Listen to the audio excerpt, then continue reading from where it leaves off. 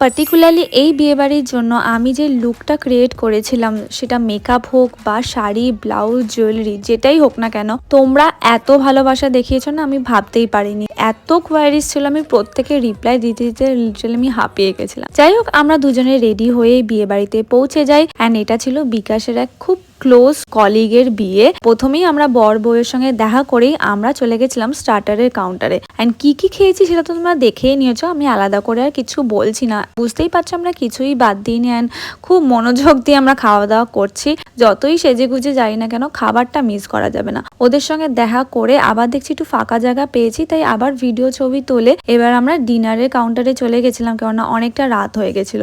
আবারও বলছি, এই ডিজার্টটা কিন্তু আমি পুরো একা খাইনি, আমি আর বিকাশ অ্যাজ ইউজুয়াল শেয়ার করে খেয়েছি। যাই হোক, ওদের বিয়ে সম্পন্ন হয়েছে, ওদেরকে টাটা বাই বাই বলে আমরা বিয়ে বাড়ি থেকে বেরিয়ে পড়ি। চলো দেখা হবে আরেকটা নতুন ব্লগে। Stay tune, bye bye.